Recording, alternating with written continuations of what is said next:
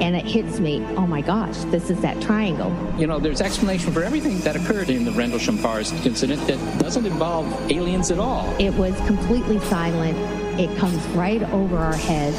He saw a classic flying saucer really standing in the clearing. He turned over to my father and held his hand, and he looked in his eyes and he said, "We're not alone." Hello and welcome to the show. I'm Martin Willis, your host, and this is my last couple of days here in Russia. So next week the show will go back to its usual time. That's 8 to 10 p.m. Eastern Standard Time. I've been happy to be able to talk to a couple of people that normally I wouldn't be able to, such as our guest today, Kevin Goodman. He's in the UK, and we're going to be talking about the Warminster UFO. It used to be called the Warminster Thing. And so that'll be exciting. I got Alejandro Rojas coming up with the UFO updates in just a couple of minutes here. I want to thank everyone that supports the show. And if you want to listen to the whole show because you can't support the show, all you have to do is tune in at either YouTube, on our YouTube channel, or podcastufo.com, and that's going to be from 8 to 10 p.m. Eastern Standard Time on Wednesdays. You can also listen to it on the Dark Matter Digital Network, and that's on Thursdays, the full show from 10 to midnight. Now, if you want to get notifications about upcoming shows and guests, there's two ways you can do it. One, you can simply subscribe to our channel on YouTube, and you'll get notifications of our upcoming shows and shows after they've already streamed. That way, you can also getting some feedback. You can also sign up on our website, podcastufo.com. In the sidebar, you'll see an email, an address you can put in to get our weekly newsletter. Every Monday, information goes out for what's coming up on our shows. Our live stream show called The Everything Else Show will begin this coming Monday evening with Nick Redfern. So we're going to start doing the Monday night shows again. And thank you for your patience. It was just too difficult to do two shows here in Russia. So I can't wait to get back home to the USA. Alejandro, how are you? I am doing well. How are you? Doing great. Glad to talk to you. You survived another trip. I know. This one was a long trip. It was long. Yes. Yeah. And hopefully they don't keep you. I know there's people sending me all kinds of things saying they're going to, they're contacting TSA to stop me at the airport and all that. I will tell you that Russia the Russia Ministry of Travel just came out with all these new traveling regulations. People are really upset because the airports are all clogged. They're like doing things like weighing your cell phone and your laptop and charging you extra. This all just happened two days ago. So there's pictures on the news here showing, the airport's clogged. Everybody's quite flummoxed about the whole thing. So we'll see what happens. I got a dog I got to bring through. I wonder if they're going to weigh the dog and weigh his milk bones and everything. Well, thank goodness it's a Chihuahua. I know. Yeah, I can't be too bad with that. They can't charge you more than $20 for a Chihuahua, I wouldn't think. Well, they already do charge about a couple $100, but yeah, I'm just going to see what else they're going to. Like I say, they're saying they're weighing everything: clothes, food, you name it. I mean, food that you need for like a baby or something like that. Yeah. But anyway, a couple $100 for a Chihuahua. That's like $20 a pound. That's right. Yeah. But anyway, hopefully I'll be stateside coming this weekend and back to the listeners starting on the Monday night show. And, of course, the Wednesday night shows. So, and I've been really enjoying having you on live, Alejandro. We usually have to pre-record on Wednesdays. So we'll be going back to that. So I really appreciate you doing that. Yeah, no problem. And, we might be able to arrange it where I could do live going on forward, too. So. Yeah, I might, I'm toying with the idea of changing the time, making a little bit earlier to accommodate you to make that happen. But we'll, I might send out a... or anybody can, write me an email with your thoughts on that at martin@podcastufo.com. Yeah, and we can work something. We might be able to work something out. So let's talk. Yeah, see we'll if chat. We maybe We'll not chat. even have to do that. All right. Okay. So what's happening in the UFO world? What's happening? So I've been, ever since we talked last, actually, I've been in Vegas for the most part for the MUFON Symposium. Right. And people might be going, what? But I think I said this the last show that I decided to go. And the main reason is that we give them a table at the UFO Congress, and they give us a free table at their conference.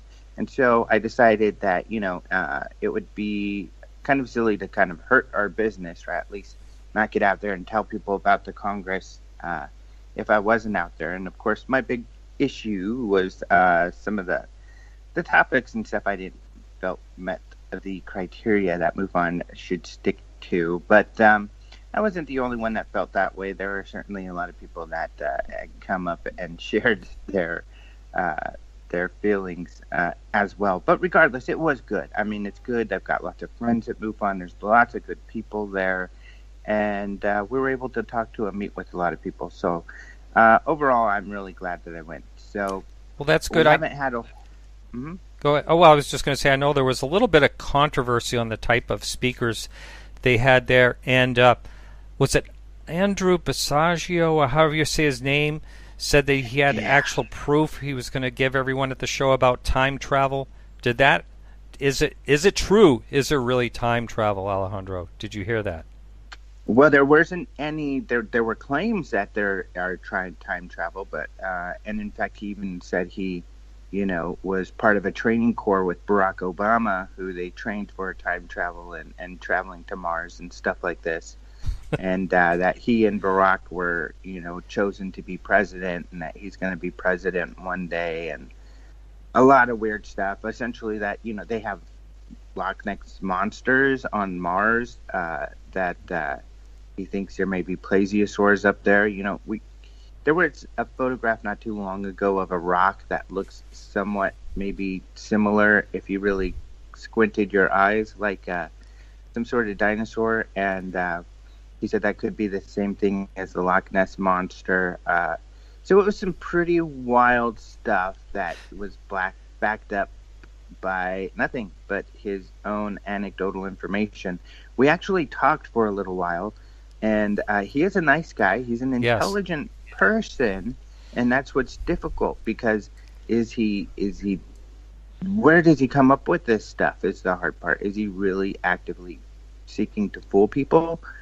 But I essentially told him, let me know when you have something of substance. And he claims that he and Michael Salla have enough information to get some government documents that prove his stories. And I told him, well, I look forward to seeing that, and we'll see what happens. I mean, I'm of course skeptical he'll be able to produce anything like that, but yeah, just a lot of wild claims backed up by nothing but anecdotal information. And I guess it makes it even especially difficult for someone like me, because I get, and you as well, I'm sure, I get emails with wild claims on a regular basis, several a week, and the claims are extraordinary. I mean, really, really wild stuff that I couldn't have ever come up with. But they're just that. They're just stories from people. So I think that it's good to hold ourselves to a bit of a higher standard on these sort of things. So especially MUFON, which is supposed to be a scientific organization according to their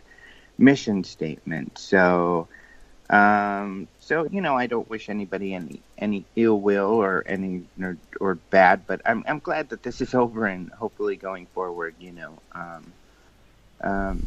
we'll be able to highlight some work of like some of your guests. It sounds like you have a great guest today. That's the sort of thing that I think we should be paying more attention to. Right.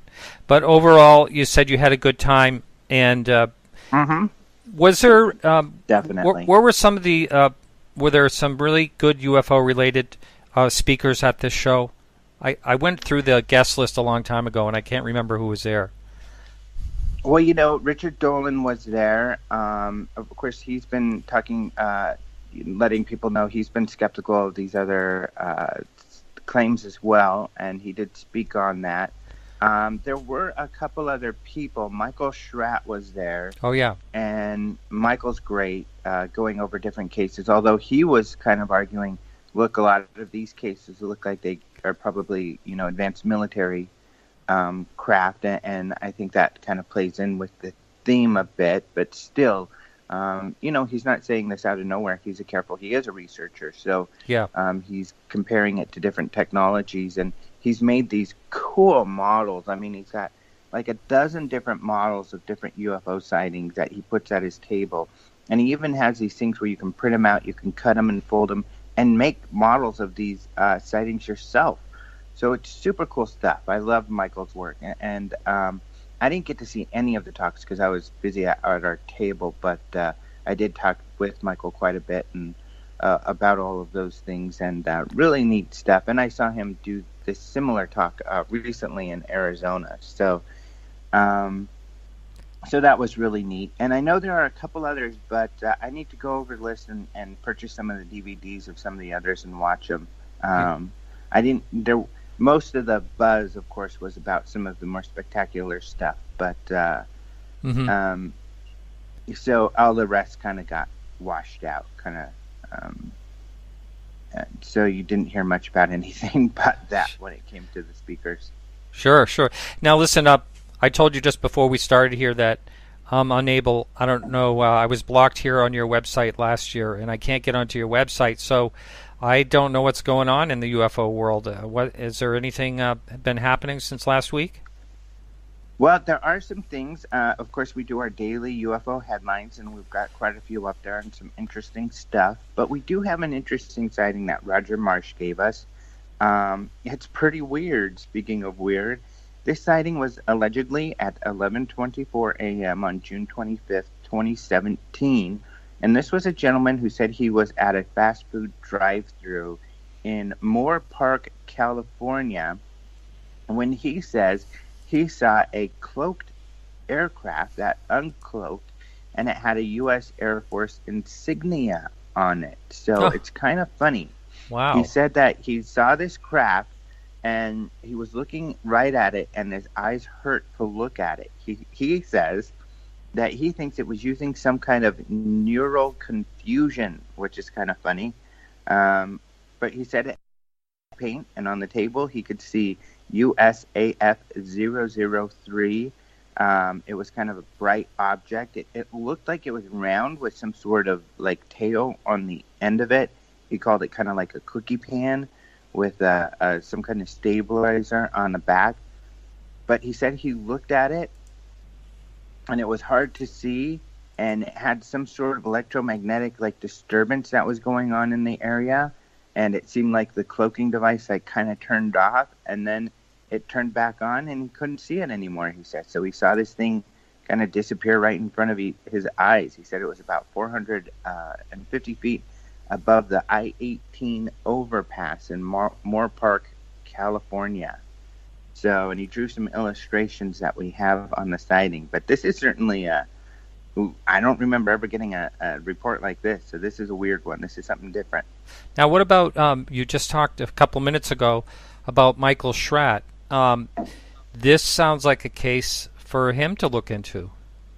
Yeah, I agree. There's not much to make of it because, I mean, you don't have much to go on except for some witness testimony and pictures. And the pictures do not look like anything that, looks like something that should be in the air. In fact, it looks kind of like a bomb, like a really old, it's circular with like this tail on one side, kind of like a first nukes or something like that. So it's kind of a weird shape. Of course, this person could just be messing with everybody, and MUFON is looking into it, so we'll see what they find out. But it's something different, that's for sure.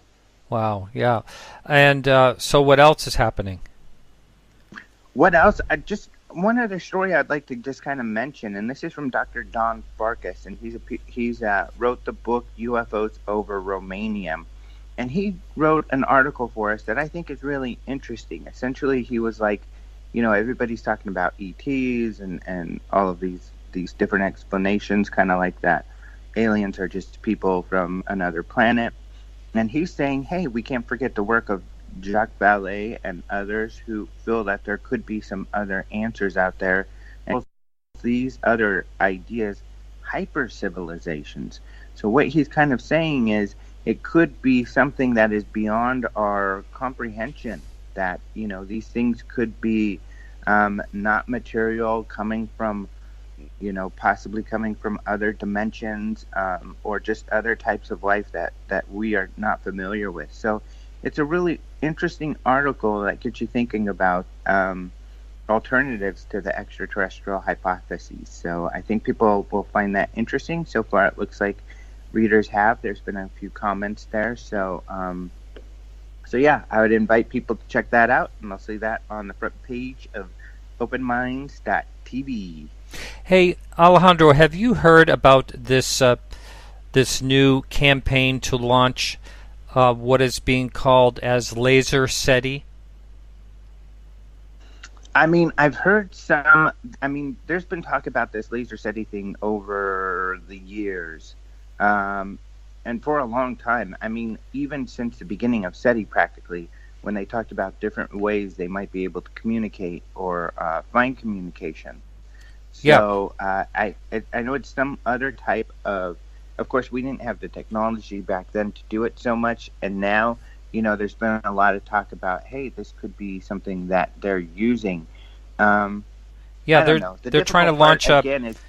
I'm sorry to interrupt you there. No, I just I saw on Indiegogo, I get email alerts from them, and so they're launching a campaign, a GoFundMe type of situation, and I think they're about halfway into the campaign, and these things are going to be distributed, worldwide, and looking for signals worldwide. I mean, in a scope of 360 degrees, and not just one area of the sky. So it's going to, it's really interesting. I sent a note out to Seth Shostak to see if he's up for talking about it. We'll see what happens, but I know they're starting to move forward with the ideas. What I'm seeing. Yeah. And I didn't realize that the idea had been around for a long time. Yeah. So interesting. Yeah, that sounds. Again, though, still it's using technologies that kind of to Dr. Farkas's point. It's using technologies that we're aware of, and in this case, just a couple technologies. When there's so many different possibilities out there. I mean, recently they were able to bilocate a photon. So essentially, they're talking about, a teleporter's been made, but they were able to teleport instantaneously a photon from one area to another. So, I mean, quantum communications is something that people have talked about, using that technology, because, of course, it's one photon's one small little thing. But if you could use that to do bits and bytes and stuff, like, it's easier to use that sort of technology for actual communication instead of physical material. So I know, and that could be, and people have talked about this in SETI as well, it could be some sort of technology like that is still beyond our grasp, but is something we haven't developed or perhaps even haven't even conceived of yet. I believe that. I believe you're 100% on target with that. There's so many. It's better than doing nothing. But it is. I agree. But because it could be some wayward signal, that wasn't maybe even intended to necessarily be a message. Now, Seth Shostak will say it takes so much energy to blast, signals out, that if there was a signal that came to us, then it was probably intentional, but it would have taken a ton of energy. So it's likely that if we receive a signal, then it was intended for us for that reason. But who knows? It could be, something flying by that releases some sort of errant signal that we're able to detect. That's what the WOW signal could have been. Who knows? Yeah. And we may develop a different way of detecting as far as space telescopes go, satellite type of technology down the road, where we can possibly detect life in other ways on planets somehow as our technology gains that'll have nothing to do with anything SETI has been trying to attempt. Mm-hmm. So these are all things. This is all speculation, but things that could happen. Yep. Right. Yep. So right. I guess do you have anything else you'd like to talk about real quickly before we say good night? No, that's about it. But looking forward to having you back in the States, my friend. Oh, so am I. And I said good night. It's night here in Russia. It's morning where you're at. Right. And who knows what time it is where any of the live listeners are. So thanks so much, Alejandro. Yep, thank you, and have a great show. All right, I'll talk to you on Monday. Talk to you later. All right. So our guest coming up is Kevin Goodman. Now, Kevin was on our show, oh boy, I want to say back in 2013, I believe it was. And he actually had a sighting at Warminster, and we're going to be talking about that. I hope you have taken a little bit of time to research. This is quite an interesting flap that was going on, and we're going to be talking about a number of things. So, Kevin, how are you? Welcome to the show again.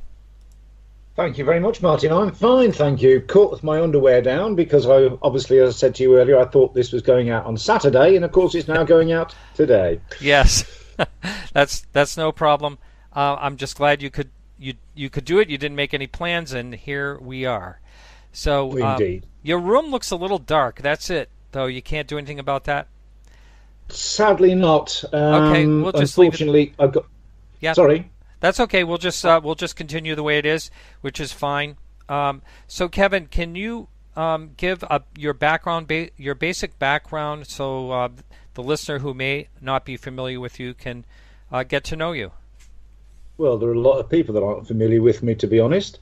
I was brought up a good little Catholic boy. I went to a Catholic junior school, and I had the religion rammed down my throat, basically until about the age of 9, when I rebelled. Not in any sort of violent way or anything like that, but I started to question the teachings of the church, and because I was a child of the space age, then obviously my eyes tended to go more heavenwards. So my interest in UFOs began then.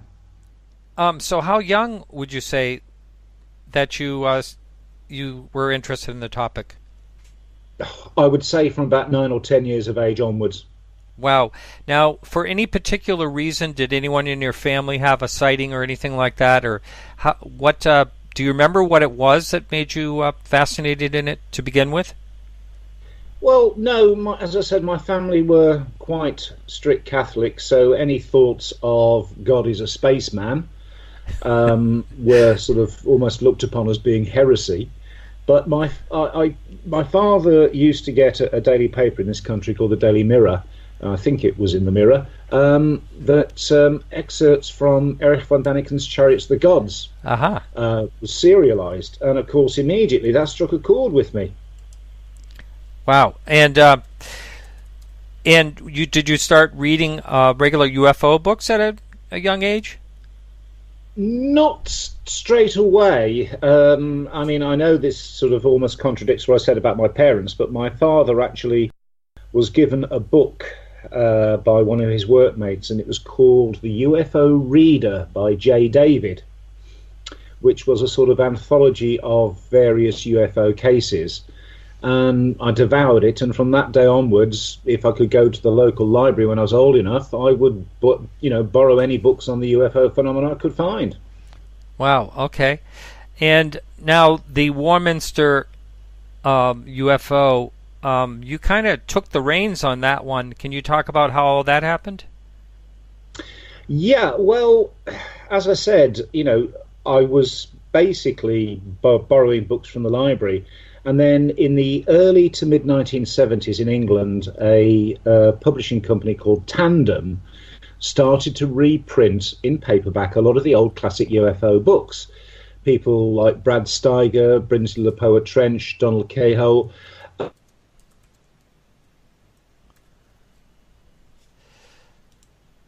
Whoops, we have, it looks like we have a Skype freeze here. Let me see what I can do. I might have to hang in, everybody, live. We are definitely having problems with the internet here. This is satellite internet here in Russia, and I apologize for that. But I think it's on Kevin's end. So I'm going to try to hang up and give him a call back. So hang in there, everyone, listening live. And we'll get this going again here. Okay. And I know that Kevin is on London Wi-Fi, I believe. It's public Wi-Fi that just goes out, but it's been it has been working really well for him, according to him. Now it's not working, but we'll give it another try here. And all right, so he is not picking up. So what do I do in a case like this? All right, I'm going to wait a minute. I'll try. If you're in the chat room and you'd like to give a call to the show and talk about either a UFO sighting, I see, Mike, you just posted something in the chat. If you want to give a call, dial either my Skype name, which is Marty Willis, that's MartyWillis. You can go ahead and Skype that. Or if you'd like to call, that's 603-967-4030. And if you're listening live, please do give a call.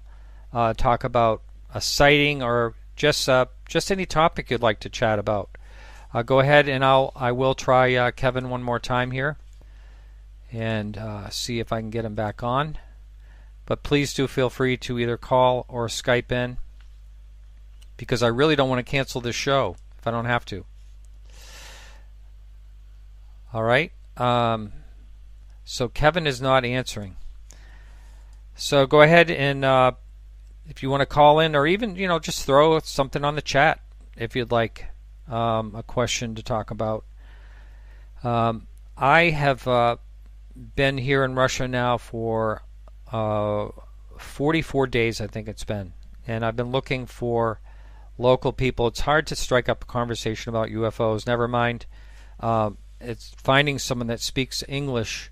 I've only in the 44 days that I've been here, I think that's only happened a couple of times where someone can speak good enough English to carry on a conversation. So that's not happening, but I'm very interested in different countries that have UFO sightings that not too many people talk about. And so if I just saw someone from Vienna on the Eduardo. If you hear me, Eduardo, if you'd like to give a call either at 1-603-967-4030, 1 is the country code, or you can Skype me at Marty Willis, that's MartyWillis. That's my Skype name. So if Eduardo, you want to call in, tell me what's going on in Vienna. Love to hear from you. And here's Kevin. Let's see if this works. Kevin, are you there? I'm there. Sorry about it. I don't know what happened there. Was that your... it's funny. I have... Let me try. Someone just called. I've been begging for people to call. Let me see if I can merge this call. That might have been me. Oh. Hello. Did you call in your... Hello, caller. You're on the line, Martin, caller. This is Mike. Hi, Mike. Thanks for calling. Can you hear me? Luckily, we just got our guest problem. back, but you know what?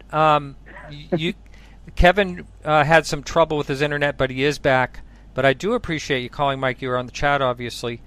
Did you want to talk quickly about any sighting in particular or anything like that, or do you have a question for Kevin in England? But I tell you a funny story about a sighting. Sure, go ahead. Okay. I was driving home from my cousin's house late one night. It was about 2 in the morning, and pulled up to the end of their street, and there's a stop sign there. Started to go around the corner, and there was 2 blocks down in between the trees. There was a triangular craft hovering between the trees about 30 feet off the ground, I would say. And it had 3 lights on it, and then it had like a red light in the center. And I started driving towards it because my brain said, well, that's a UFO, but I didn't want to believe it. So I started driving towards it. Well, I got about a block and a half, and then I stopped, and I was like, that's a UFO. And it was facing in a direction that was away from me, and it was moving slowly away. But then it started backing up. Well, actually, what happened is I stopped, and then I put my car in reverse, and I floored it, and the craft came backwards, and it came over my car, and my car engine died. And I was sitting right back at the stop sign where I had turned at, and I looked up and down the street, and there was nobody around. So, you know me, I'm very knowledgeable about UFOs and aliens. So, my first thought was, how do I get out of this situation? Because I'm about to be abducted. And I thought, well, they hate witnesses. So I started slamming on my horn, and I jumped out of the car, and I started running down the street and back towards my cousin's house. And it just so happens that I was lucky because there was a party going on at one of the houses on the corner. And about 50 people came running out, and they all saw this craft hovering over my car. And then the craft just shot straight up. But the 2 funny things to the story is they said that I screamed like a little girl. And the event happened on April 1st. Oh, no. Yeah, and try to get everyone to believe you on that one. Wow, that's interesting. You know, so many of the triangular UFOs that people describe have that red light in the center. And also, it's funny, I actually spoke with someone at an auction gallery, someone that I've known a long time, that kind of said the same thing. It was a triangle, and they got out of the car, and the thing moved back. Of course, they didn't. They were panicking, you know, also, but the thing just stopped right over them, I guess, basically. So you had about 50 witnesses. Did you ever report this? Yeah, it's actually on the National UFO Reporting Center. If you go out and you look for, it's either 1999, 2000, or 2001, go out to April 1st, and it's called UFO Chase Me, and I actually reported it. Great. Well, that's awesome. Well, Mike, thanks so much. Our guest is back. I really appreciate you going to bat and filling in while Kevin was missing. So I appreciate that a lot. No problem. You're welcome, Martin. All right. You take care. You're welcome. All right. Bye. You too. All right. Bye. Bye. Okay, Kevin, so let me see if oh, he's gone. Very good. So that was an interesting sighting, huh? It was. I mean, it sort of got shades of the X-Files almost, hasn't it? That's right. Bizarre, but that was good thinking to, you know, beep on the horn and all that. I don't know if I'd dare to. You know, I think if something like that was right over my car, I'd be afraid to do about anything. But I think the important thing is to get as many independent witnesses as possible. Yeah, that's for something like that, because you've got a hell of a more chance of being believed if there are more witnesses. Yeah, that's right. If he was all alone, no one saw it, or anything like that, that's almost a story that someone would say, yeah, right, you know. But when you get that many witnesses, it's that is exciting, and that was really good thinking on his feet to actually make the racket. Absolutely, and I mean, you know, it's a pity that by the sounds of it, this wasn't followed up by someone or somebody of a description. Right. So let's talk about your situation and the Warminster. Now, where are you located right now? Are you right in London? No. Oh, okay. No. All right. I know you said you're someplace that has free Wi-Fi, and I know London does. Where are you in reference? I'm actually back in the area in which I was born, which is 12 miles west of Birmingham. It's a town okay. called Stourbridge. Yep. Uh-huh. And so the Warminster area, how far is that in reference to that? We have clocked it going down by car. It's 120 miles away. Uh-huh. Uh-huh.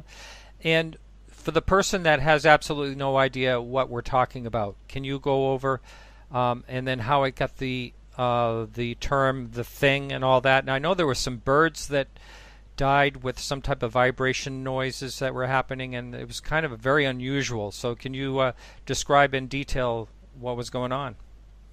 Right. Well, the reason why it was initially known as the Warminster Thing was because in those days, which was 1964, 1965, Warminster was a small country town in Wiltshire.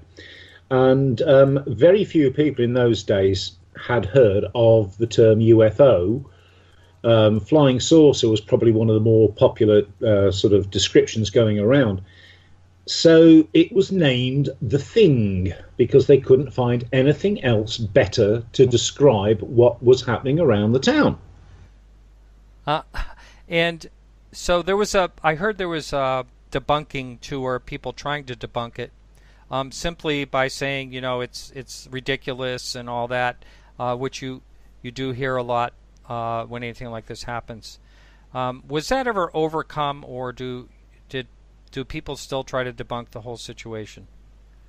People do try to debunk it. The problem with Warminster, as I said earlier, was that it was in the 1960s. Now, there was no great communications network in those days as we have now. So everything that was coming out of the town was either second-hand or written down and then possibly misinterpreted.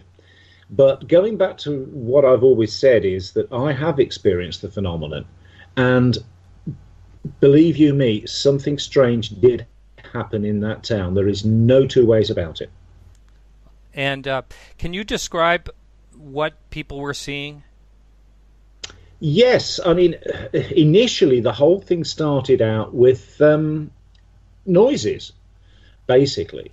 For example, I mean, in Shuttlewood's first book, The Warminster Mystery, he tells a story of a Warminster woman who was on her way to midnight mass in 1964, and she was apparently assailed by sonic sounds and pressure as she walked towards the church, and it made her sort of collapse to her knees and left her frightened.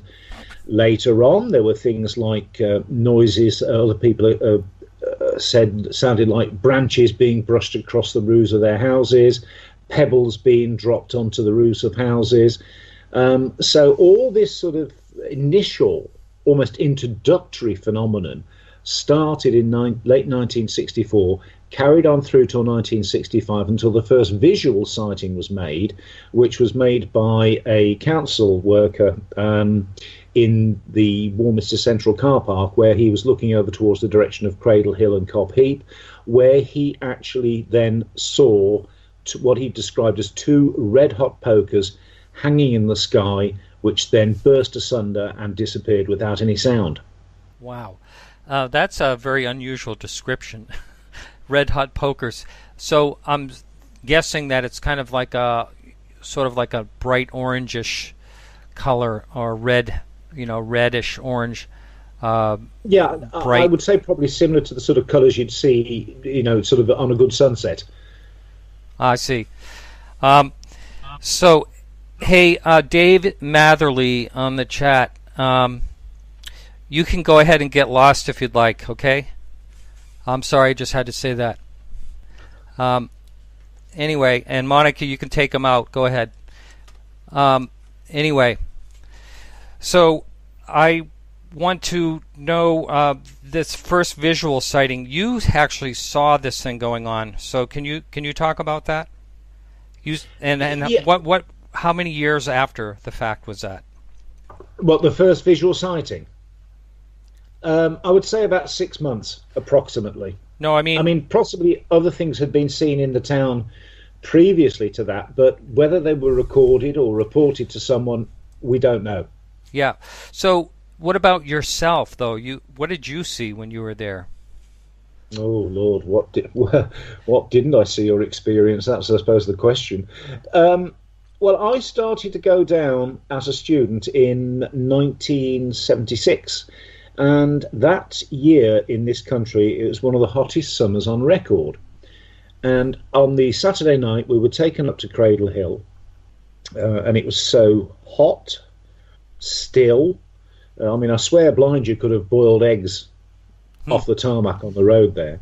The sun had set, and in those days, people were using what we now call UFO detectors, which work on the theory that magnetic pulses from the UFOs would disturb the Earth's natural magnetic field, and it was battery powered, and there were 2 contact points with a compass needle.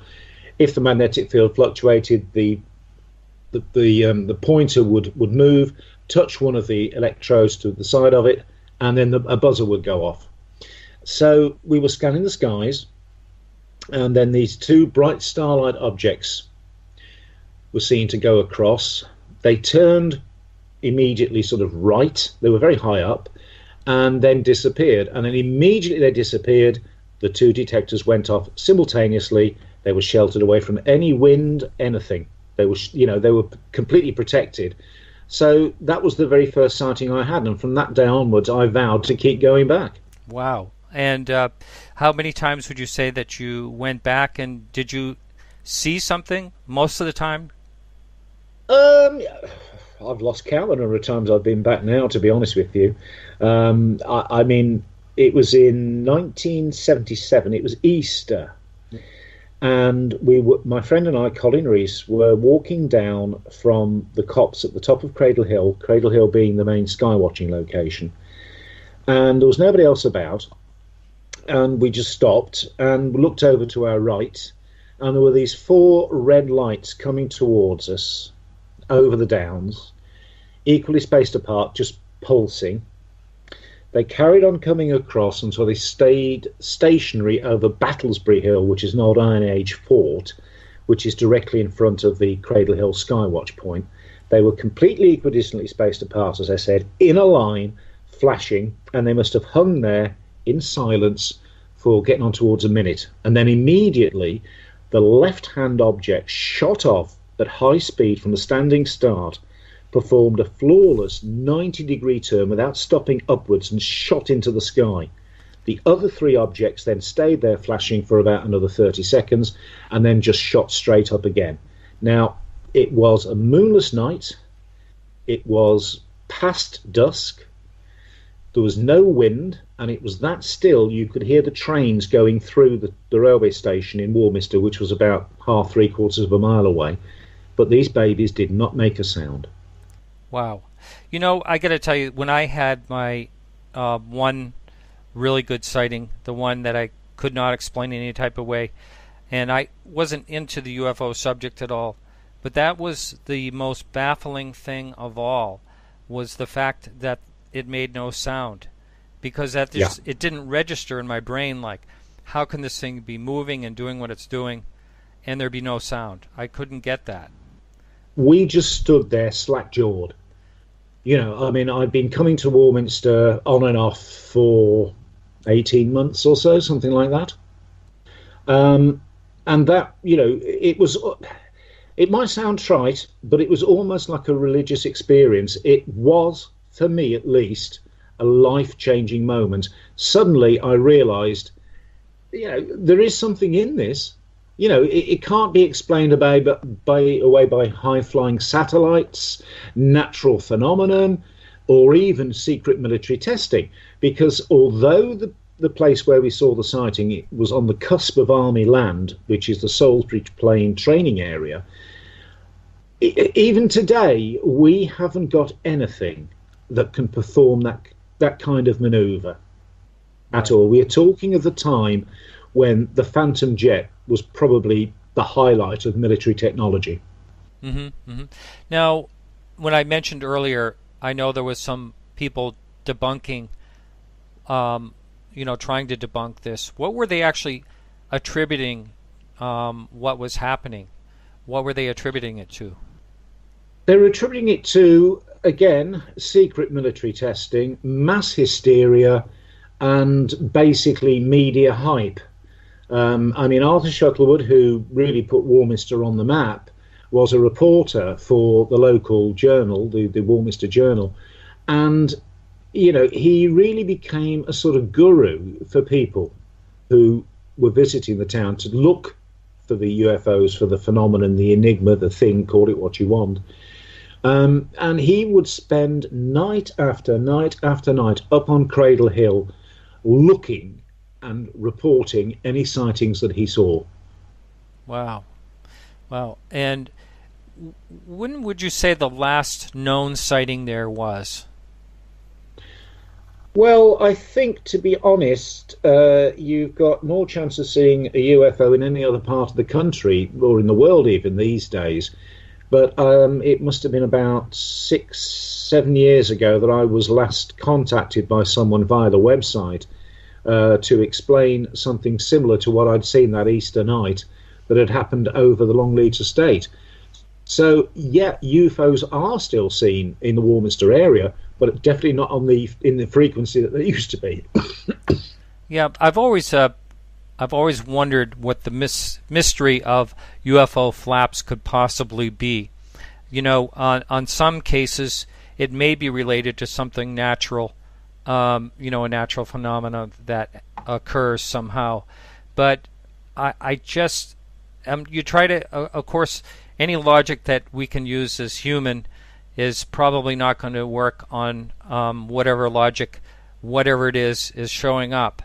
But my logic says, why would they show up at the same place if they can get from, say, Birmingham, from another solar system or another galaxy or whatever? Why would they stay in the area, and why would they show up in that area over and over again? That's always baffled me. Have you ever given that some thought?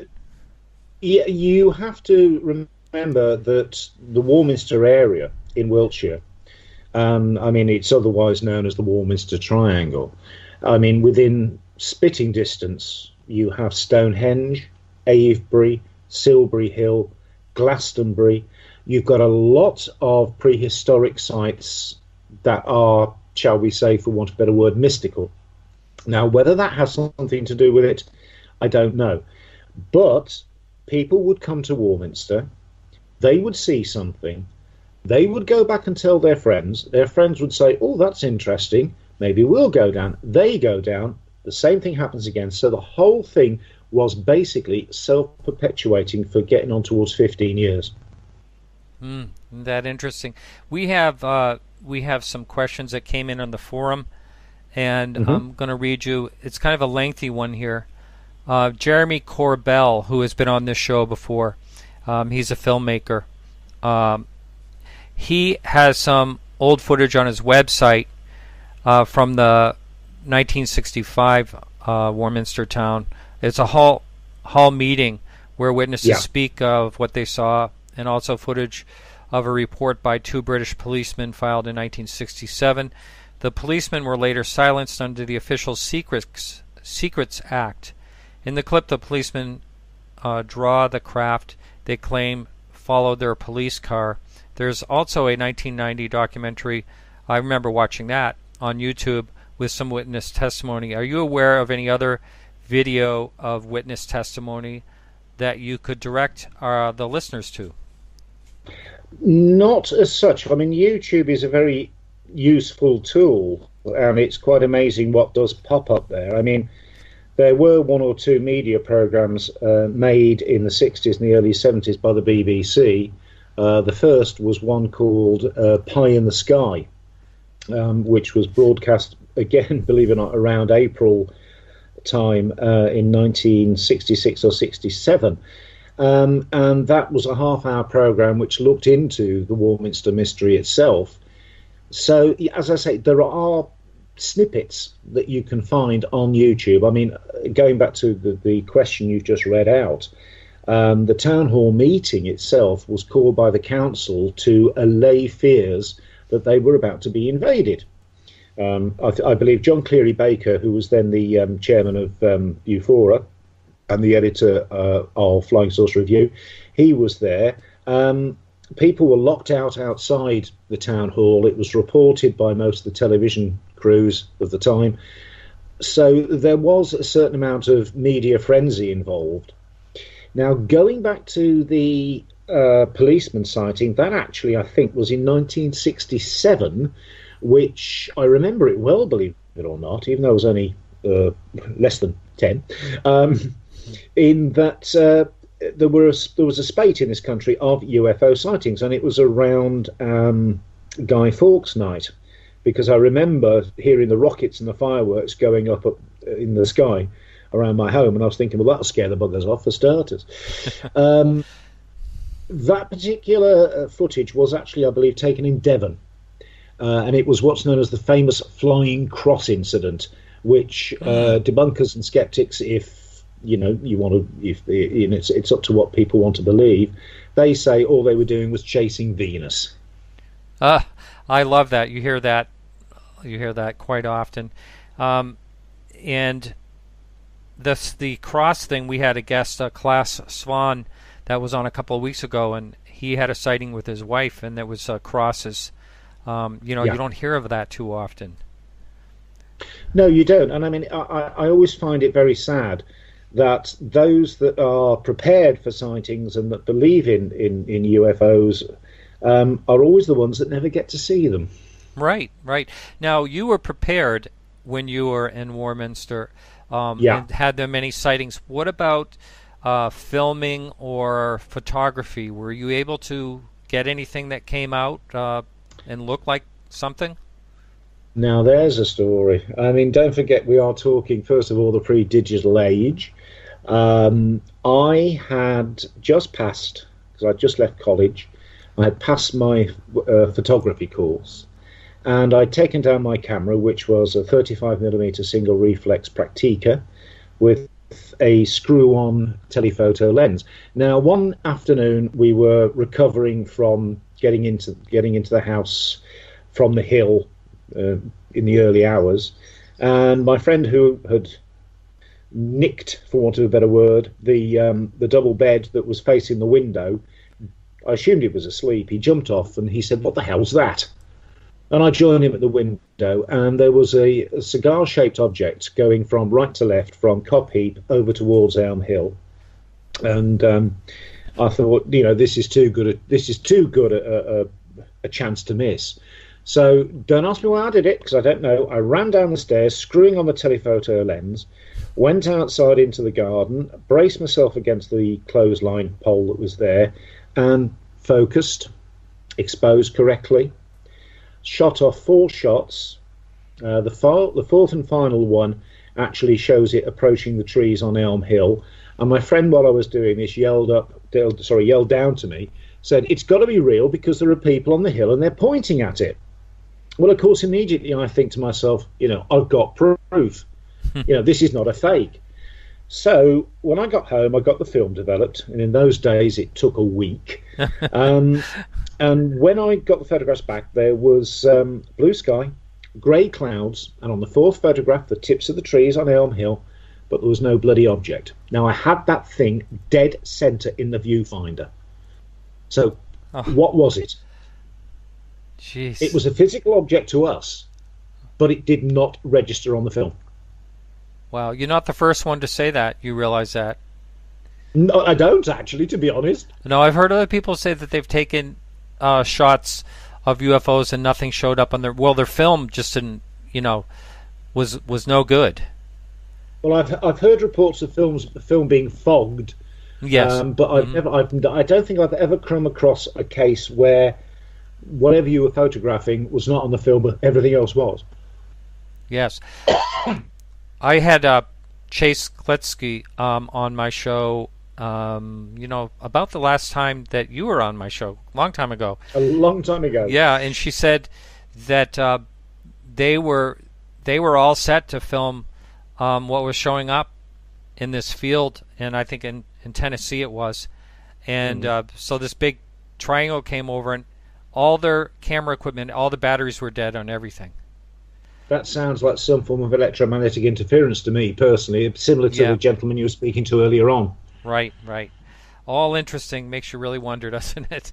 It's really it does, but of course the thing is, now we live in an age where, and I will use the dirty word, where films and photographs can be so easily faked. Yes. Mm-hmm. You know, and I mean, I would give my right arm for some of the technology we've got now that I could have used in the 1970s, because then at least I would have the proof. Right. Now, before this show, I've been out all day and fortunately didn't have a long time to do some research, but when I first looked online for Warminster UFOs, I noticed there's some that are fairly recent on YouTube. Have you been keeping an eye on YouTube for any sightings that show up there? Because I know a lot of people will just plain post a video right from their phone or whatever without doing any research. Have you looked through that recently? No, I don't do it religiously. I sort of check that sort of thing about once a week. I mean, there was a case maybe a month, 6 weeks ago now, of something being seen over the Clay Hill area, which has now been attributed to a drone.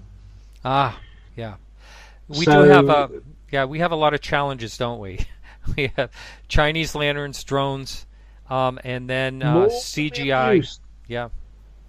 I mean, I live now in a built-up area, and New Year's Eve, you know, I always go to bed early because I'm not a New Year's person per se, and you know, I just look out the curtains just before I went to bed, and you'd see this sort of 6 or 7 moving lights going across the sky, and for a moment, even though as a seasoned sky watcher, you know, you get excited and you start thinking about, is it a UFO? And you think, then don't be so bloody stupid, they're Chinese lanterns.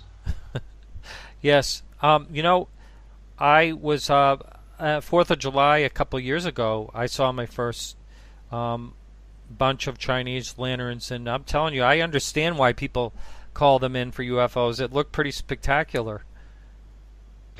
Well, I mean, not only are they the bane of our lives, but they're also blooming dangerous as well, as far as I'm concerned. Yes, yeah. I know a number of... They're banned in a lot of places because of that. Fire start... I wish... You know, I wish they were over here. Yeah, the rule of thumb is the candle's supposed to go out, and then, you know, it cools down, and then, you know, goes down to the ground with the candle out. That's what it's supposed to happen, but it doesn't always happen. They can actually catch on fire and go to the ground in a burning mess. So exactly, and I mean, there's been at least one case of an entire wheat field being burnt due to a Chinese lantern. Yeah. Well, speaking of wheat fields, have you ever... I know this is way off topic, but you're in the country where there's a lot of crop circles. Does any yes. Does any of that happen in the area of Warminster? I believe, and it's a long time ago, it's probably the early 1980s, I believe the modern era of the crop circle actually started around that area, yes. And has anyone ever tried to tie the two of them in together? I think a lot of people who believe in UFOs do. Oh Lord, how long ago had it been? Been about 5-6 years ago now. I actually went down to Warminster because we were in the process of organising a convention/conference down there, and there had been a crop circle on the slopes, on the fields below the slopes of Clay Hill, which is a very imposing landmark just outside of Warminster. And I went to see it. I mean, obviously from the hill, not actually in the field, because believe you me, looking at it from on the slopes of the hill was darn sight better. It was a beautiful, almost 3-dimensional Rubik Cube design. And whoever did it, be they ETs or young farmers, they need to be congratulated because it was a beautiful piece of work. I know. I've watched a couple of videos and seen images of some amazing works, and if it's actually done in the middle of the night, strings and what is it? Strings and poles and then boards on their feet. I mean, to measure them so accurately. There are people that claiming that they're doing these things, and maybe it's another mystery. There's a lot of research where people are claiming that there's something going on in some of these crop circles, not all of them, but where the soil changes, the structure of the plant changes, all that. I don't know. I'm on the fence about crop circles. I really don't know what to think about it. Yeah, and you're in the country where it all began, and it kind of leaves you to wonder, if it's happening there, why isn't it happening everywhere? It happens once in a while in the United States and Canada and maybe a few other countries, but you don't hear of it widespread worldwide. It's another. Well, if they're hoaxes, then they're obviously imitators, for want of a better word. But in the Shuttlewood's second book, which was called Warnings from Flying Friends, he has a picture of the wheat field next to Cradle Hill, in which he shows a photograph of what he calls 2 UFO landing nests. Now, that was in 1967. Oh, because you didn't really hear about, crop circles until when? We're talking the 70s or 80s? Onwards. Oh, 1990s. Is it that late? 80s. Oh, 80s. Uh-huh. Yeah, but then again, I mean, they have been around for hundreds of years. We were right out in the middle of nowhere, and we got these strange sounds. Wow. So, going back to sound, since we're on that topic right now, did they or do they continue in the Warminster area? First of all, can you describe this thing about the birds falling out of the sky and stuff like that? All right, so that's it for the free part of the show. Thanks so much for listening, and remember, you can support the show, listen to the full shows and archives for only $2 or more a month. All that information is on podcastufo.com. Next week, we'll be back with Mark O'Connell, and he's going to be talking about his book of J. Allen Hynek. Should be a great show. Remember to keep your eyes to the sky.